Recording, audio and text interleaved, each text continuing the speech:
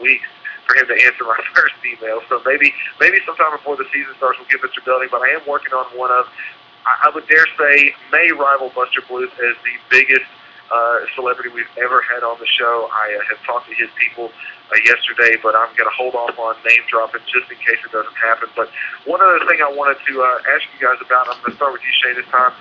I wanted to put this into the Draft Guru Challenge somehow, but it was going to be way too hard to judge. What do you think the response is going to be when the commissioner comes out to welcome everybody to the draft? Do you think it's going to be Donovan McNabb-esque with tons of boos raining down?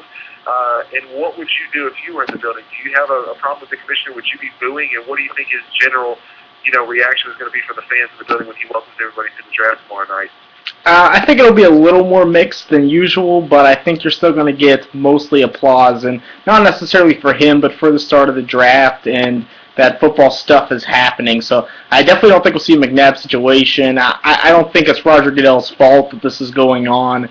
I don't blame him personally. I guess that's another conversation for a different day. So I'd probably still cheer because, yay, draft. I'd be really excited to be there and see it. So I'd be out of my seat yelling and screaming.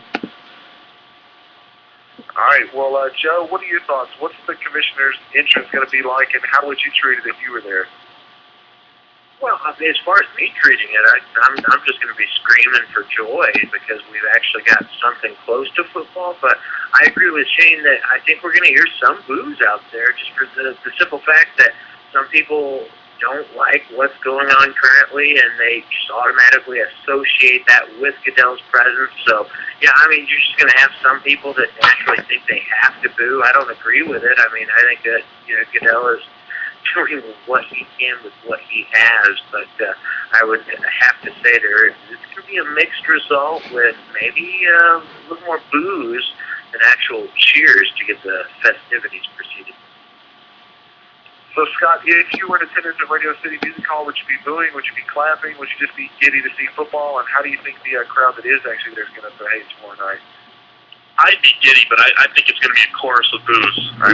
Goodell, right or wrong, he's the face of the NFL, and he's going to take the brunt of, I think, the fans' dissatisfaction with what's going on right now. And not only is he going to take the brunt of the owner's side, I think he's going to take the brunt of the player side, too. I think it's going to all be focused on him. And I don't think it's going to be consistent throughout the whole draft. I think, at the opening, they'll get it all the way, and then after that, they'll refocus their attention. But I think when he first comes out there, there's going to be a chorus of boos. Well, I agree with you, Scott. I think it's going to be very loud. I think there are going to be a lot of people that are vocal that are booing the commissioner because it's kind of the chic thing to do. I think that a lot of people are, placing blame on the commissioner, and I think, frankly, everybody's to blame. If I was in the building, I'd really like to see DeMar Smith walk out there so I can boo him because I think that guy's a joke. I don't like him. I don't think he has the player's best interest at heart. I think he's kind of out there for himself. I've just never been impressed with the guy. I think Goodell really tried to do everything he could.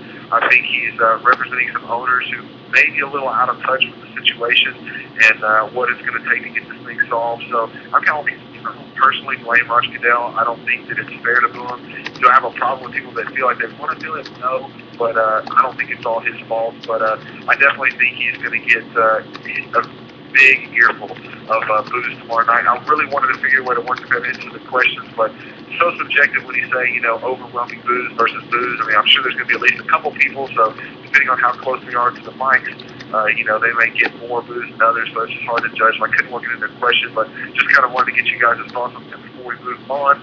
And one more thing, too, Scott, I want to mention tomorrow you and Shane have a very special, huge show planned for Thursday afternoon. That is going to be tomorrow from 4 to 6 p.m. Eastern. You guys have a lot of guests. I'm actually really excited. I'm going to be producing the show for you guys, getting everybody on the phone lines and doing all that stuff, kind of being as Andy is to what your fantasy, so shall I be to the Draft Countdown extravaganza. But, Scott, who's going to be on the show tomorrow night, and where can people listen live as you guys count down the draft tomorrow night? Yeah, this is actually the third year in a row we're going to do it, and it's going to be a 2-hour show. It's going to go from 4 till 6 Eastern, so pretty much up until an hour before the draft. So it's a great way to preview the draft and kind of take a look at some of the hot topics and scenarios. And we're going to have 11 guests, 11 11 fellow draft analysts on, and we're going to have them on for 10 minutes each, so it's going to be quick hitting, somebody new all along the way. And I want to thank you, too, for coming on as the producer and doing that, because there's a lot of moving parts. It's 11 people, and if somebody doesn't answer the phone right away, or if one of us has to go away to try and get them on the line, it definitely can throw some kinks in the plan. But, I can name all the people. We're going to have Doug Farrar from Football Outsiders, Yahoo Sports, Cecil Delaney from Football Guys, Chris Stuber, Matt Battani from Draft Daddy, Paul Jeanette from Pigskin and Paul, Chad Reuter from NFL Draft Scout, Colin Lindsay from GBN Report, Josh Buchanan from JV Scouting, Brent Sobletsky from TFY Draft Insider, some guy named Joe Everett from RookieDraft.com, and then Wes Bunting from National Football Post is going to be in the cleanup spot. So, and we're just going to talk draft. We're just going to kind of examine some of the hot topics and issues and possibilities and scenarios. So I think it's a great way to preview the draft, and encourage everyone to tune in. It is the big boy version of what we're doing tonight. Tonight we're goofing off. We're the appetizer, but that's definitely going to be the main course where you guys all want to be as you get ready to count down to the actual draft tomorrow. But what we decided to do, like I said a couple weeks ago, I like to try to turn everything into a contest. I'm an extremely competitive person. Me and my wife, when we actually had to evacuate a few years ago for the one of the first hurricanes that came through here and kind of tore everything up, we go up to Oklahoma, and me and my brother-in-law, are actually only a few years different in age, and we always make a game out of just about everything. I mean, literally, we stood in the basement and made a game out of throwing a tennis ball onto the stairs in the basement, trying to get it to land on a step, and who can do it in the fewest tries. And I literally will make a game out of anything, depending on how bored I am. And so I decided to try to make a game out of the draft. I always enjoy prop bets. If you guys listen to the show, you know I love to bet and gamble on sports, and this was a way for me to kind of do that, fill that need. So what we set up was the first annual What's Your Fantasy NFL Draft Guru Challenge. We will crown an NFL Draft Guru.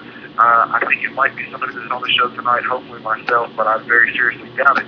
But basically what we did, guys, we came up with 25 draft-related questions. Some are over-unders. Some are which player will be drafted higher.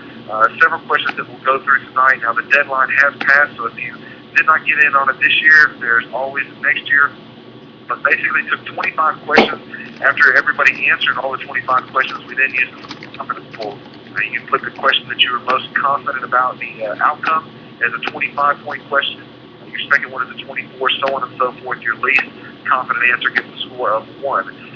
So we have all these forms. We had about 30, 40 people that were interested, and we only had about, I want to say, 15 to 17 people. I haven't got the official number yet that actually emailed me back completed forms. But one thing stands out to me, guys, when I look at this, and you guys have all filled it out, and we'll get to each person on the show's most confident question in just a minute. But one of the questions I came up with was based off of something that Rich Eisen suggested a couple of weeks ago, that he was hearing from a lot of different teams, not just one team, but from several teams, that there were going to be these teams that are looking to cut costs and save money. He used the Cincinnati Bengals as an example, but he suggested there's 3 or 4 teams in the first round who might let the clock expire on their pick, let teams behind them pick ahead of them, and when they feel that they can't wait any longer for the player that they want, they will then turn their pick in and not have to pay their first-round pick top 5 money, say especially for the Bengals who have the 1 pick, if they take a player in the 8 or 9 slot.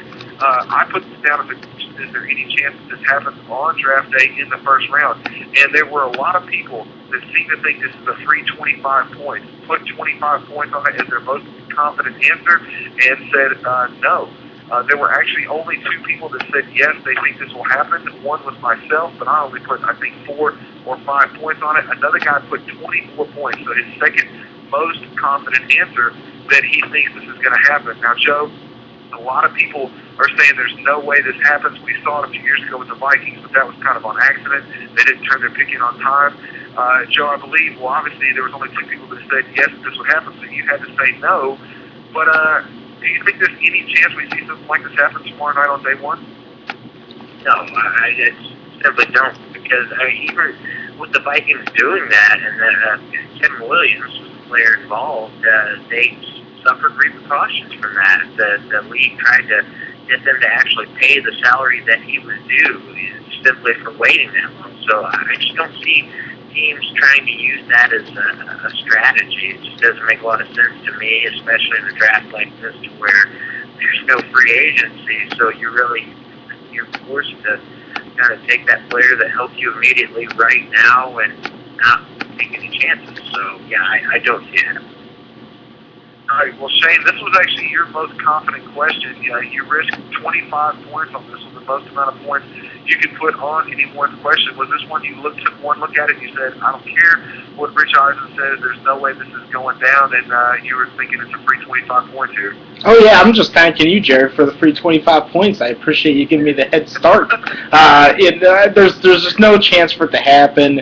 I think the flack that the team would get from their fans, from the community, is just so huge if they do this on purpose. I think there's not a shot. It hasn't happened the last few years. It's not going to happen now. Sorry, Rich Eisen. All right, well, Scott, you said no as well, but you made this your least confident answer. Was it just because you can see it happen, or just because you felt there were easier questions to get your points on than something volatile like this? No, I think I screwed up and misread it when I was doing this in the crack of dawn, because there's no way in the world it's going to happen. A, it doesn't happen in normal years, and B, it's especially not going to happen this year, because that would just be horrendous public relations, and they don't need any more bad public relations right now, considering what's going on with the lockout. And even if somebody did want to try to do that, I promise you Roger Goodell would put a stop to it in quick order. So, yeah, I just screwed up there. But I guess I'm so confident that I decided I'd just forego some points there and give everybody a fighting chance. Well, we'll go right back to you, Scott. We'll go with what was your most confident question. And you put your 25 points on whether or not there would be over or under 5.5 quarterbacks taken in the first round. You said over, and you risked 25 points on this. So why are you so confident, Scott, that we're going to see 6 quarterbacks taken in the first 2 rounds?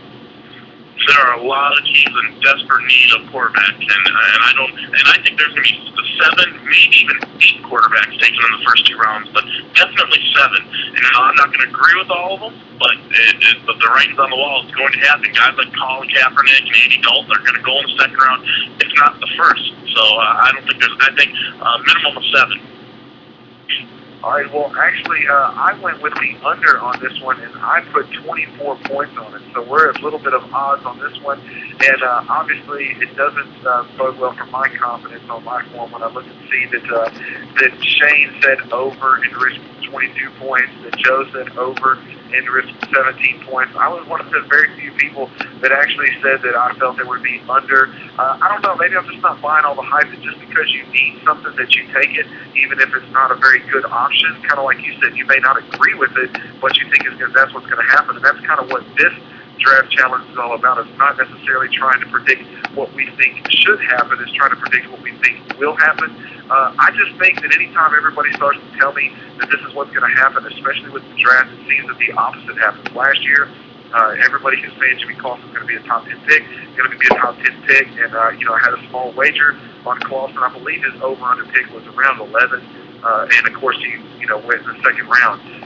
Tim Tebow was a guy people kept saying he can't go in the first round. It's not going to happen. It's not going to happen. It's not going to happen. Tim Tebow went in the first round. Colt McCoy, I think his over/under was around the 30s, that he went in the third round. So I just think that quarterbacks are so volatile. I really feel like some people will sit there and say, you know what, we're going to just wait and we're going to see what happens, and we'll see. So I kind of went against, I didn't know it was going against conventional wisdom at the time, but as I started to put everybody's answers in, I saw that I was kind of in the minority. Joe, you didn't risk as many points, but you definitely agree with Scott putting 17 points on the over here. You think I just lost 24 points taking the under?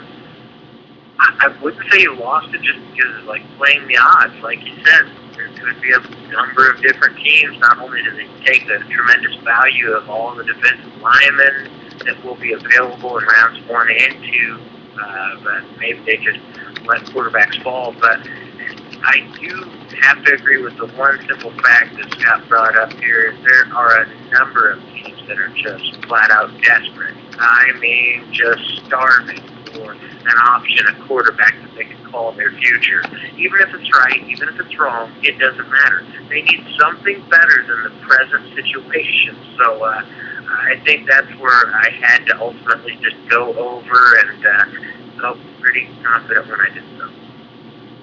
All right, well, Shane, you felt almost as confident as Scott, going with 22 points. So I guess your third or fourth most confident answer here, saying that you also agree over 5.5 quarterbacks drafted in the first 2 rounds.